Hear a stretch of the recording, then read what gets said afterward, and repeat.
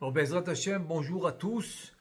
Alors aujourd'hui, on va commencer un nouveau livre dans le Nar, dans le Seder qu'on a un Seder de Nar, de Nevim Uktubim.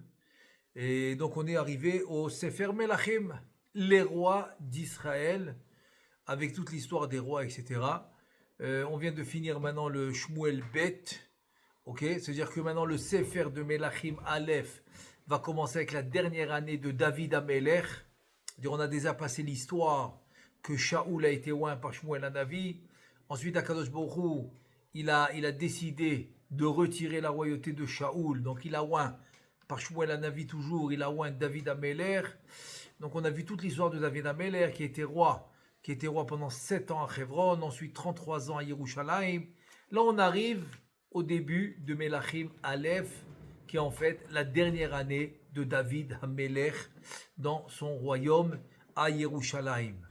Et donc, avant de commencer, juste une petite introduction sur le livre lui-même qui s'appelle Melachim. Ça veut dire que Melachim, en fait, n'a jamais été vraiment en 2 volumes comme on l'a aujourd'hui. Aujourd'hui, on a Melachim Aleph, Melachim Bet.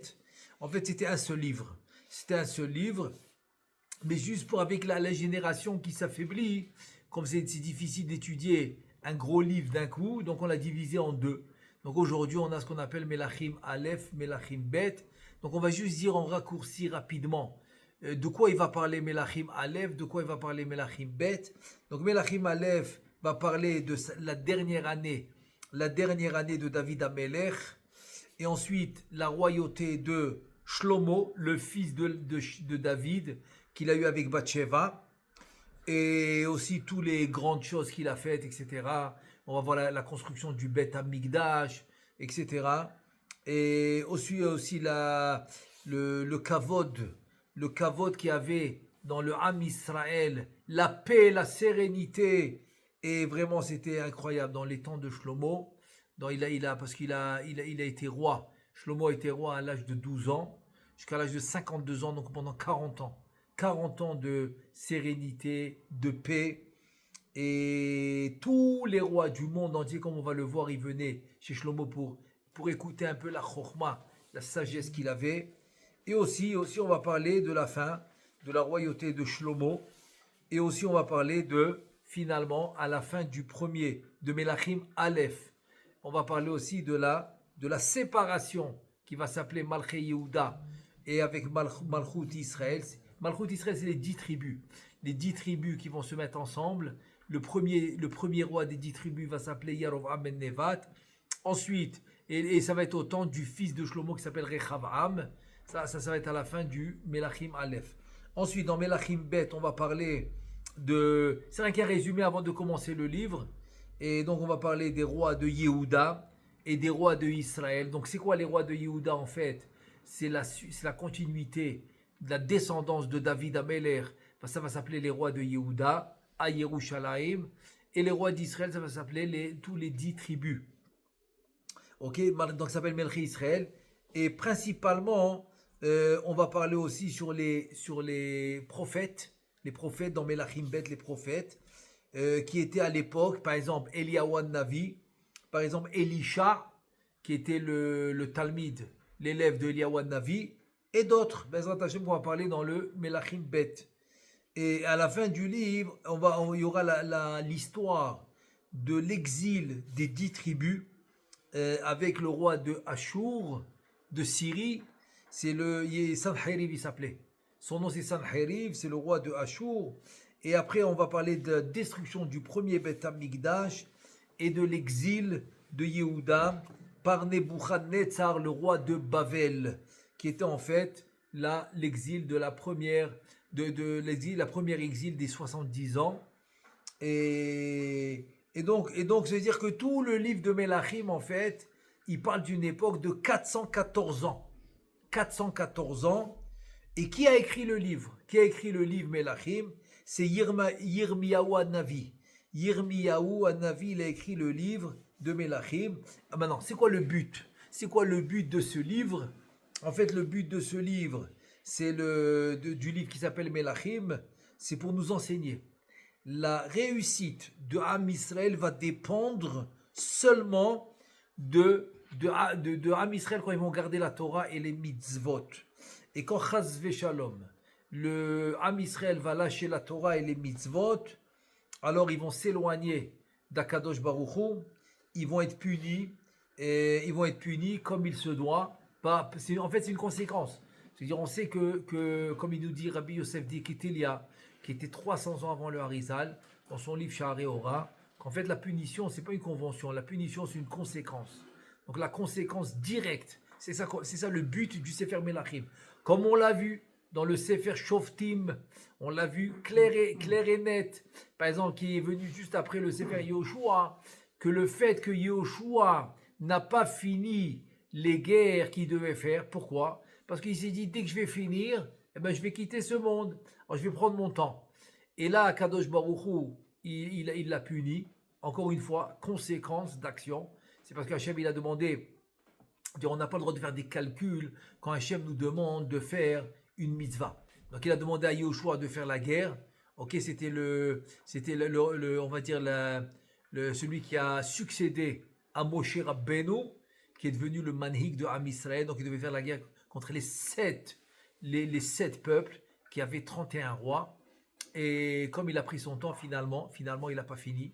Et il est mort 10 ans avant. Au lieu de mourir à 120 ans, comme son maître, Moshe Rabbeinu, il est mort à 110 ans. 110 ans. Et deuxièmement, il n'a pas fini. Donc, ça fait que quoi?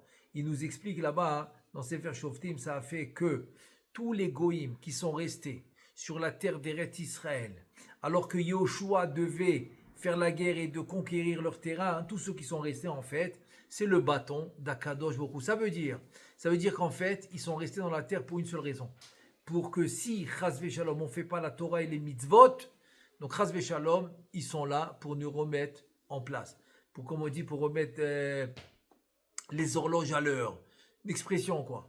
Pour dire, et donc c'est l'histoire de Gaza, etc., et de Gaza, etc. C'est exactement c'est l'histoire, parce qu'en fait, c'est un terrain qui appartient à Eretz Israël. C'est écrit mes forages dans la Torah, que la bordure, c'est-à-dire que le côté ouest d'Eretz Israël, c'est la mer. C'est la mer, en fait, on va dire le border, la frontière, Chazak, la frontière ouest de Am Israël, c'est la mer. Donc tous ces terrains au bord de la mer nous appartiennent. Mais encore une fois, c'est parce que Yehoshua n'a pas fini ce qu'il devait faire. Donc ça a laissé les goïms en Eretz Israël en fait. Et donc Akadosh Baruch Hu, il a décidé qu'ils vont être le bâton. Le bâton pour remettre le Am Israël sur la bonne voie de Torah et de mitzvot.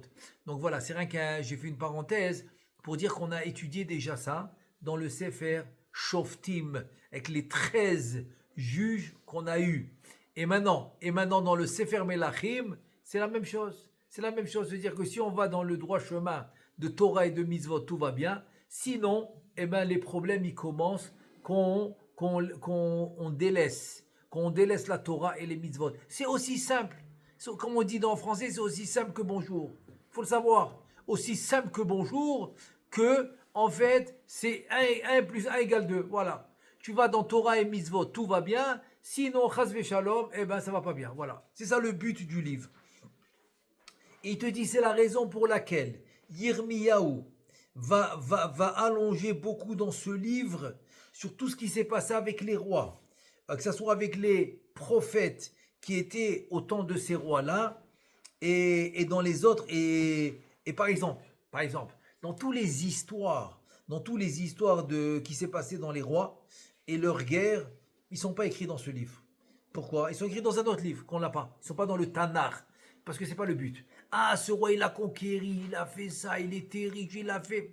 C'est pas intéressant, dans le sens... Oui, c'est intéressant dans l'histoire pour savoir la grandeur des rois. Donc c'est écrit dans un autre livre, séparé, mais pas dans le Tanakh. Pourquoi? Parce que le Tanakh, il fait partie des Ktuvim. Il fait partie des livres écrits qui continuent la Torah. Tu as Tanakh, Torah, Nevim ou Ktuvim. Donc tu as Torah, les prophètes et ensuite les Ktuvim, qu'on va voir après. Donc ça veut dire que quoi? Que ce qui est intéressant de marquer dans le Sefer Melachim, et c'est ce qu'il a fait Yirmiyahu Navi, c'est en fait nous dire que voilà, si on va selon Torah ou mitzvot, alors Akadosh Baruch Hu est avec nous, va nous aider, et sinon, chas v'shalom, ça va être le contraire. On commence le livre.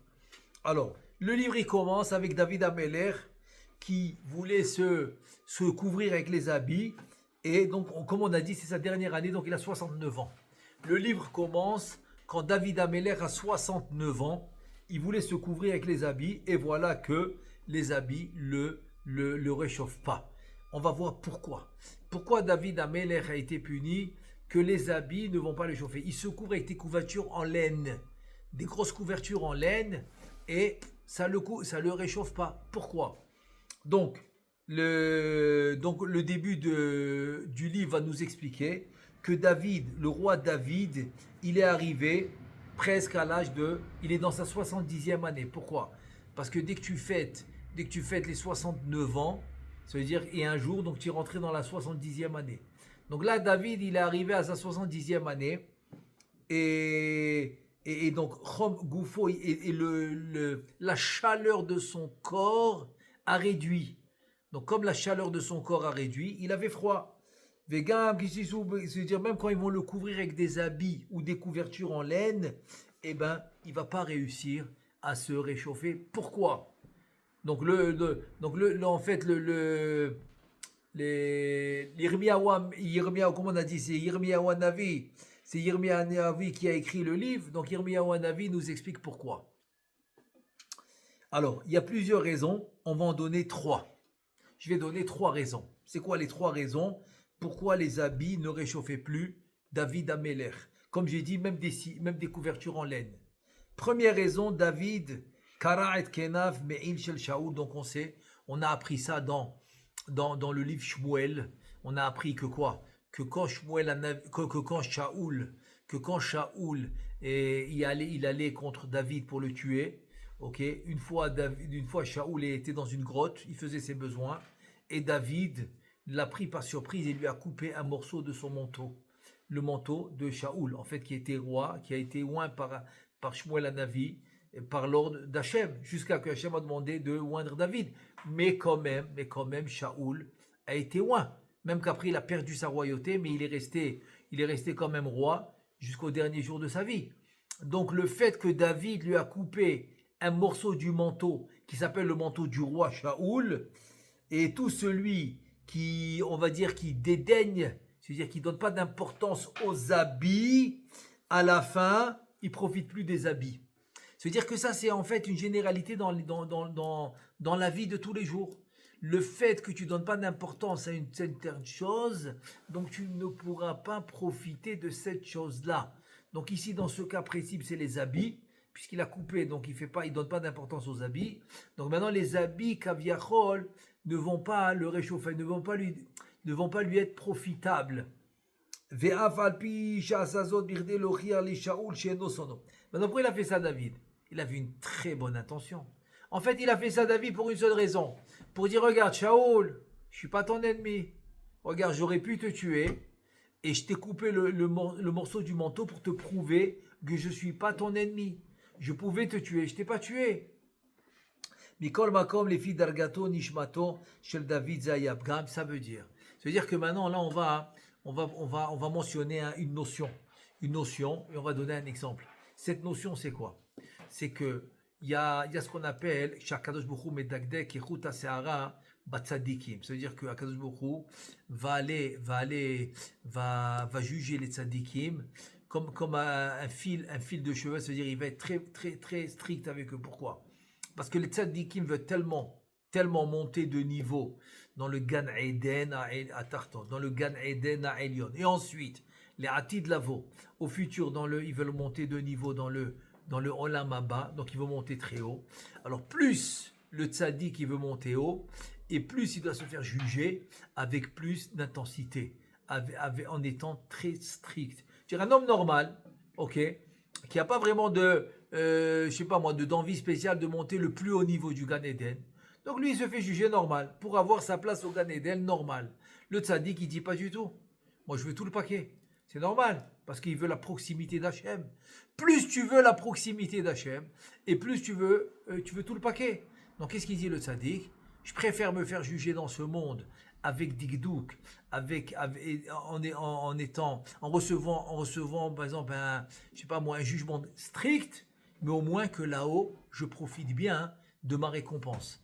Donc c'est pour cela qu'une Neshama comme David Améler va se faire juger, même sur un ma'asé que quelqu'un d'autre n'aurait même pas été jugé. De couper un petit morceau du manteau pour lui prouver que tu n'es pas son ennemi, et alors que tu aurais pu le tuer, tu lui prouves. Pour quelqu'un d'autre, c'est rien du tout. Mais pour David Améler, une Neshama extraordinaire, c'est beaucoup. Donc ça fait un bgam, ça a fait un dommage. Donc c'est pour ça qu'il a été puni la dernière année de sa vie, où son corps ne ressortait plus de chaleur. Il pouvait mettre des couvertures en laine, le corps avait plus de chaleur à ressortir. Donc il n'avait plus de chaleur en lui. Donc c'est pour ça qu'il n'arrivait plus à se réchauffer. Je donne un exemple rapide. Yosef. Yosef Hatzadik, après 10 ans en prison, pour deux mots qu'il a mentionnés au Sarah Mashkim, au Sarah Mashkim, parce que le Sarah Ophim, il s'est fait pendre, donc pour deux mots. Kim Zechartani Veiskartani. Je te pose la question. Après 10 ans mais quelle prison? La prison d'Égypte à l'époque, c'était un trou. Des conditions affreuses. Des conditions affreuses. Et quoi? Et tout ce que qu'est-ce que tu lui reproches? Tu as fait 2 mots de Ishtadlout. C'est ça que tu lui reproches. Oui, parce que son niveau, c'est le bitachon à 100%. Donc les 2 mots de Ishtadlout à un Égyptien, ils sont en trop pour Yosef. Voilà un autre exemple. Voilà, c'est un exemple. Je ferme la parenthèse. Maintenant, je dois donner la deuxième raison. La deuxième raison pourquoi David se fait punir et les habits ne le chauffent plus. Deuxième raison. Keshera'a David et Amalach. Omed vecharbo shelufa beyado. Itztanen gufo me'apahad. Quand David Amelech y voit l'ange, comme il raconte le passou, que l'ange va le rencontrer avec une épée shloufa. C'est quoi une épée shloufa? Une épée shloufa, c'est comme maintenant quelqu'un, un guerrier, qui sort l'épée de son étui, comme s'il va maintenant la rentrer dans le ventre de l'ennemi. Ok, ça s'appelle chalouf. Chalouf, c'est dire elle est prête à être rentrée dans le corps de l'ennemi. Donc David Améler, il rencontre un ange qui a son épée prête à être rentrée, chasvé shalom, dans son corps. Donc ça lui a donné une peur, et cette peur lui a donné froid. C'est-à-dire que cette peur a causé que la chaleur de son corps a réduit. Et j'ai beaucoup d'exemples là-dessus. Quand par exemple, il y a des fois par exemple, il y en a qui ont des cheveux blancs avant l'âge. Pas parce qu'ils sont vieux. Alors des fois c'est dû, pas tout le temps, des fois c'est héréditaire. Mais c'est arrivé que j'ai vu un cas de figure où c'est dû à une peur. À cause d'une peur qu'il a eue, cette personne-là. Donc ça lui change aussi les couleurs. C'est un exemple que je donne, oui. C'est-à-dire qu'il y a un statut dans le corps qui peut changer par une peur. Et là, comme c'est une peur d'un malhar, d'un ange, qui a mis son épée devant David, donc ça lui a fait perdre la chaleur du corps. Troisième raison pourquoi il avait froid, Shanim Rabot Yashan David à la karka, Kede lechaper al avon Batsheva, ou Mezeit Stanen Gufo. On a vu dans Shmuel Bet l'histoire de David avec Batsheva et avec Uriah Chiti, etc., avec le mari de Batsheva, toute l'histoire qu'il y a eu là-bas, etc. Donc la Gemara dans Sanhedrin a dit le niveau de David était tellement élevé que nous on n'a pas le droit de dire qu'il a fauté. Parce que la Gemara dit tout celui qui dit que David a fauté avec Batsheva, il se trompe. Mais au niveau de David encore une fois, vis-à-vis d'Akadosh Baruch Hu, c'était considéré une faute. C'est considéré une faute. Donc David, pour réparer sa faute de Batsheva, qui est arrivée un peu plus que 12 ans avant qu'il quitte ce monde, parce que Batsheva, il a à peu près, on va dire, une quinzaine d'années à peu près, maximum une quinzaine d'années à peu près. Donc s'il est mort à 70 ans, donc cette histoire, elle s'est passée à quel âge? Si tu enlèves 15 ans, ça fait 55 ans à peu près, voilà, maximum. Même un peu plus, quoi, 55, 56 ans il avait à peu près, quand cette histoire de Batsheva s'est passée, parce que 1 ou 2 ans après, il a eu Shlomo, donc il pouvait avoir même, on va dire, même 58, 57, 58, en tout cas, parce que Shlomo avait 12 ans quand David est niftar. Et cette histoire, elle s'est passée, on va dire, 1 ou 2 ans avant que Shlomo il va naître. Donc c'est à peu près le calcul, tu vois, c'est à peu près le calcul. Donc, David Ameller, pour réparer cette faute, à son niveau, je répète, qu'à son niveau s'appelle une faute, pour la réparer, qu'est-ce qu'il a fait? Il dormait par terre. Il dormait par terre pour réparer cette faute, donc il a pris froid. Voilà. Il a tellement dormi par terre qu'il a attrapé froid, son corps ne sortait plus de chaleur, donc il n'arrivait plus à se réchauffer, ni avec les habits, ni avec les couvertures. On continue. Maintenant, qu'est-ce que les serviteurs de David, ils vont faire pour le réchauffer? כדי לחמם את גופו הציעו לו עבדיו להביא נערה שעדיין לא התחתנה שגופה חם מטבעו וממנה הוא יתחמם. Donc qu'est-ce qu'ils ont dit les serviteurs? Ils ont dit écoute, la seule solution c'est d'amener une femme qui a le corps chaud, qui est en fait une vierge. Une vierge qui ne s'est jamais mariée et donc elle pourra te réchauffer. Et Matsu et qu'ils ont trouvé. Ils ont trouvé une très très belle jeune fille qui s'appelle Avisha Gashunamit, en fait qui est on va voir plus tard l'histoire avec sa sœur aussi, quand on va voir l'histoire de Elisha Hanavi plus tard, donc on va voir l'histoire avec sa sœur. Sa sœur c'est la Shunamit avec Elisha Hanavi, que Elisha Hanavi va passer chez elle, qu'elle va le recevoir, qu'elle va lui construire une chambre, et que Elisha Hanavi va lui faire la bracha, donc elle aura un enfant, cet enfant ça va être Havakouk, le prophète Havakouk, ça c'est sa sœur. Sa sœur, elle s'appelle Avisha Gashunamit. C'est elle qu'ils ont trouvé pour David Ameller. Hi sherta et David. Donc elle a servi à David. Veu lo nasa ota leisha. Maintenant, lui, il ne s'est pas marié avec elle. Oui, elle se mettait à côté de lui pour le réchauffer, mais sans se marier avec lui. Il ne s'est pas marié avec elle. Pourquoi? Mais parce qu'il avait déjà 18 femmes. Et c'est interdit. C'est interdit de se marier pour le roi plus que 18 femmes. On apprend ça du Passouk quand Nathan Hanavi. Après que Nathan Hanavi vient chez David, ça y est, 7 ans tu as passé à Hebron, maintenant tu vas passer une nouvelle phase, tu vas devenir roi sur tout Am Israël, tu passes à Yerushalayim. Et là Nathan Hanavi dit combien de femmes tu as? 6. Très bien. Kahena, Tosif Alem Kahena avec Kahena, tu pourras rajouter. Il lui a dit 2 fois Kahena, je veux dire 2 fois comme ça. 2 fois comme ça. Ça veut dire quoi? Tu as 6, alors rajoute 2 fois. 6 et 6, ça fait 12, plus 6, ça fait 18. Donc de là, on apprend que le roi ne peut pas avoir plus que 18 femmes. Et David, il avait déjà 18. Donc elle, c'était la 19e. Il pouvait... Non, pas du tout. Il n'a pas eu de relation avec elle parce que c'était la 19e femme et il ne pouvait pas avoir 19 femmes. Mais il pouvait l'utiliser pour se réchauffer. Comme elle était vierge, donc elle avait le sang chaud. Ensuite, on va voir maintenant Adonia Choshev à la Meloucha. Donc Adonia, qu'est-ce qu'il fait? Adonia qui était le fils, qui était Adonia, c'est le fils de Chagit, c'est une des femmes de Shaoul. Ok, qu'est-ce qu'il a fait lui? Itpa'er l'archov shu yimlo rachar David. Donc Adonia, le fils de Chagit, qu'est-ce qu'il a pensé? Comme on a vu l'histoire dans Shmuel Bet avec Avshalom qui voulait être roi. Comme on a vu l'histoire dans Shmuel Bet, Avshalom. Là maintenant c'est Adonia qui pense être le successeur de son père David.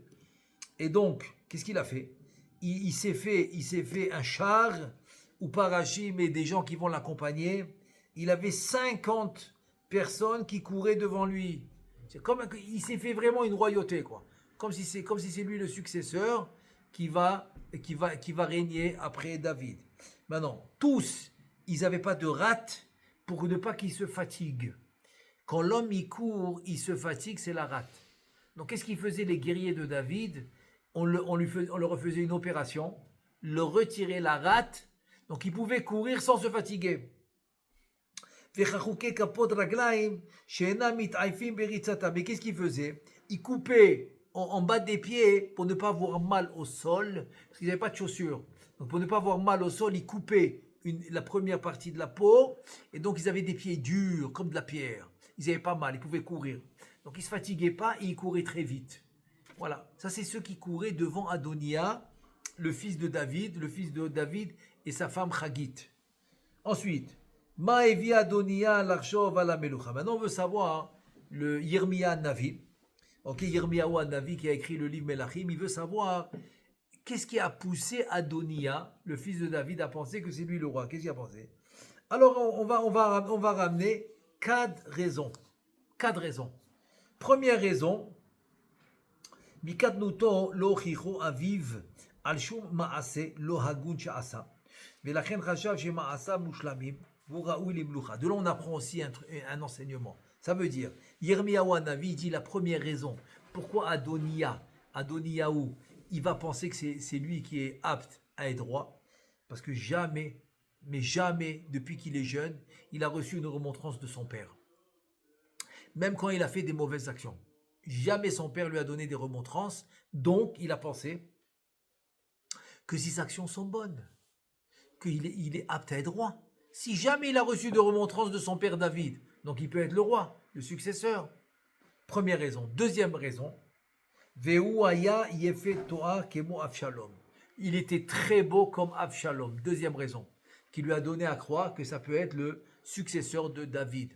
Donc, selon la première raison qu'on a dit, donc il faut faire attention que quand quelqu'un fait quelque chose de pas bien, il faut essayer de lui faire une remontrance. Je parle pour son fils, ouais. Pour son fils, de faire lui remontrance. Comme ça, il peut corriger ses actions. Et là, comme il n'a jamais reçu de remontrance, et il était beau, donc ça lui a donné à croire qu'il est roi. Troisième raison, Unolad achare Avshalom, il est né après Avshalom. Vekevan she'echa vagdoli mimenu. Puisque quoi? Puisque ses frères qui sont plus grands que lui, c'est qui? Amnon. Comme on a vu l'histoire dans Shmuel Bet avec Amnon et Tamar. Amnon, c'est son grand frère. Daniel, c'est son grand frère. Pourquoi? Parce que Daniel, c'est le fils de David avec Abigail. Donc il est plus grand que Adoniyahu. Ve'Avshalom aussi, qui était son grand frère. Maintenant, ces trois frères qui sont plus grands que lui, ils ont déjà quitté ce monde. Niftero, ils sont morts. Alors comme ses grands frères à lui sont morts, il dit alors c'est moi qui reste. C'est moi qui reste, donc je vais devenir roi. Chachav Shua Babator, donc c'est lui qui, si tu vas d'après l'ordre croissance, donc ceux plus grands que lui sont morts, il reste que les plus petits que lui. Donc lui il passe avant. Comme ça il a pensé. Troisième raison. Quatrième raison, Imo Chagid Gidla Oto Beota Tarbut Shema Acha Gidla et Avshalom Bena, veut dire que sa mère Chagit l'a fait grandir exactement comme la mère de Avshalom. De la même manière que Avshalom était apte à la royauté, donc lui aussi. Tarbut shel Ga'ava ve'armumiyut. En fait, il te dit finalement, Yirmiyahu Hanavi, c'était une éducation de Ga'ava, de prétentieux et de tordu, quoi. Armumiyut, c'est quelqu'un qui est rusé, de ruse. Voilà, c'est une éducation de ruse et de prétentieux. Maintenant, Adonia Menassé Levasem et Malchuto. Donc finalement, le passou qui va nous dire, il va nous décrire que Adonia, qu'est-ce qu'il va faire? Il va essayer de mettre sa royauté en place. Adonia Ratza Levasem et Malchuto. Donc qu'est-ce qu'il a fait? Alors pour faire ça, il faut qu'il amène un chef d'armée. Il faut qu'il amène ce qu'il faut. Donc il a besoin de gens autour de lui pour le rendre roi. Donc avec qui il va parler? Avec Yoav ben Tserouya, qui est le chef d'armée de David. Les Yoav ben Tserouya, et aussi, il va parler au Kohen, pour Urim Vetumim, pour le pectoral, pour demander les questions. Donc il parle à Yoav ben Tserouya, le chef d'armée de David. Il parle à Eviatar HaKohen, que lui, il était le Kohen Gadol de David, à qui il posait les questions dans le Urim Vetumim, dans le pectoral. Donc il leur a demandé de le supporter. Donc il demande à Yoav ben Tserouya et à Eviatar HaKohen de le supporter. Pourquoi? Kilishnehem aya interes ishi litztaref ela. Pourquoi? Parce que les deux, ils avaient un intérêt. Les deux avaient un intérêt de s'associer avec lui. Yoav Yada chez David Makpid Alav Sharak et Avner. Parce que Yoav, il savait que David était en colère après lui parce qu'il a tué Avner, comme on l'a vu dans le Sefer Shmuel, parce que Avner a tué son frère Asael, pardon. Parce que Avner a tué son frère, le frère de Yoav ben Tserouya, il a tué son frère qui s'appelle Asael, parce que Asael a couru après Avner pour le tuer. Donc Avner l'a tué pour se défendre. Donc Avner a fait aucune faute. Mais Yoav, comme il était peiné que Avner a tué son frère, donc Yoav a tué Avner pour venger son frère. Donc maintenant, comme il savait que David était en colère contre Yoav, qui était en fait Yoav ben Tserouya, en fait c'était le fils de sa sœur. Tserouya, c'est la sœur de David. Donc Yoav était le fils de la sœur de David. Donc comme Yoav, il savait que David était en colère après lui, donc il avait un intérêt de laisser David et de s'associer avec le nouveau roi. Ensuite, Amasa et Avshalom. Parce que, en fait, non, Yoav il a tué, j'ai pas fini la phrase, parce que Yoav il a tué Avner, comme j'ai expliqué, pour venger son frère Asaël. Parce que Avner a tué Asaël en fait, rien que pour se protéger. Ensuite, Yoav a tué Amasa. Amasa aussi a été tué par qui? Par Yoav. Ensuite, Yoav a tué Avshalom, donc qui est le fils de David. Donc comme il a tué ces trois personnages qui étaient chers, ces trois personnages étaient chers aux yeux de David, donc il savait que David était en colère après lui. Alors, Veyada chez Im Shlomo Imloch, il savait que si Shlomo Améler, c'est lui qui va être roi, Yoav savait que David va ordonner à Shlomo de faire payer Yoav. Exactement comme ça s'est passé vraiment après. Comme ça s'est passé, donc il savait. Donc il avait un intérêt de s'associer avec qui? Avec Adonia, comme ça pour ne pas rentrer dans tous ces problèmes.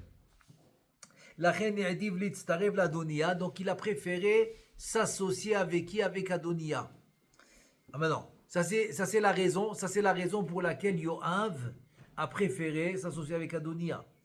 Maintenant, pourquoi Eviatar a préféré aussi? Parce que Eviatar, il savait qu'il ne va pas être Cohen au moment de Shlomo Améler. Et parce que Shlomo Yimlor, pourquoi?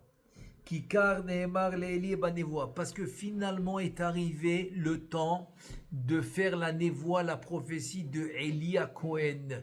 Parce que Eviatar était un descendant de Elia Cohen qui a reçu comme prophétie que sa descendance va arrêter d'être Cohen Gadol. Et c'est quand que ça va se réaliser?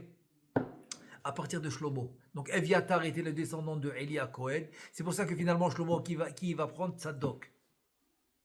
Tzadok en fait qui était la descendance de Pinchas. Donc finalement Shlomo Améler va réaliser la prophétie de Elia Cohen. Donc Eviatar doit s'arrêter. Et finalement ça passe à qui? À Tzadok qui est la descendance de Pinchas.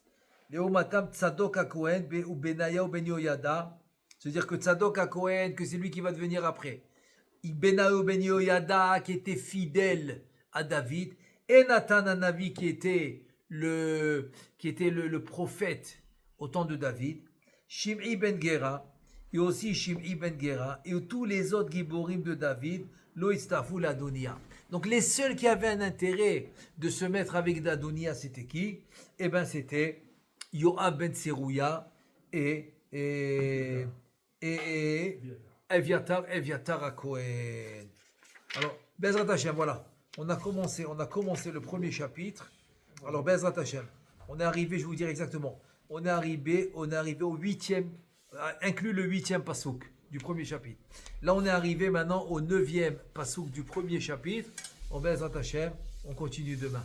Baruch Adonai Le'olam, Amen ve Amen.